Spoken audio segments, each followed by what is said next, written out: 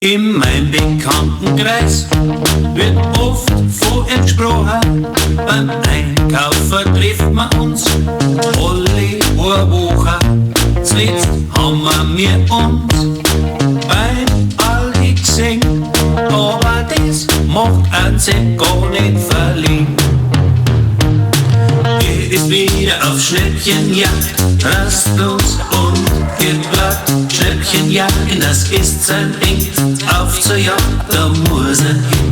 Er ist wieder auf Schnäppchenjagd, rastlos und geht platt. Schnäppchenjagen, das ist sein Ding, auf zur Jagd, da muss er hin. Das Sonderangebot-Sepp schlägt wieder zu. Ja, sowas, das lässt er nie Ruhe.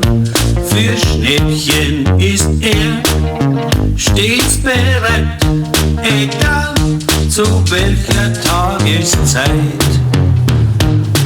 Er ist wieder auf Schnäppchenjagd, rastlos und geht platt. Schnäppchenjagen, das ist sein Ding, auf zur Jagd, da muss er hin. Er ist wieder auf Schnäppchenjagd, rastlos und geht platt. Schnäppchenjagen, das ist sein Ding, auf zur Jagd, da muss er hin. Da muss er hin. Meist ist er ganz früh schon als erster da, weil günstige Ware, die ist rar. Mit viel Ruhe und Bedacht wird dann das Zielobjekt zum Auto gebracht. Er ist wieder auf Schnäppchenjagd, rastlos und geht platt. Schnäppchenjagen, das ist sein Ding, auf zur Jagd, da muss er hin. Er ist wieder auf Schnäppchenjagd, rastlos und geht platt. Schnäppchenjagen, das ist sein Ding, auf zur Jagd, da muss er hin.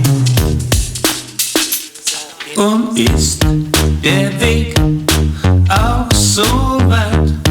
Für ein bisschen Shopping hat er immer Zeit.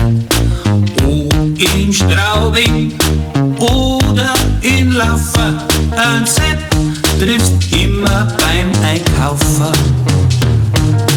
Er ist wieder auf Schnäppchenjagd, rastlos und geht platt. Schnäppchenjagen, das ist sein Ding, auf zur Jagd, da muss er hin. Er ist wieder auf Schnäppchenjagd, rastlos und geht platt. Schnäppchenjagen, das ist sein Ding, auf zur Jagd, da muss er hin.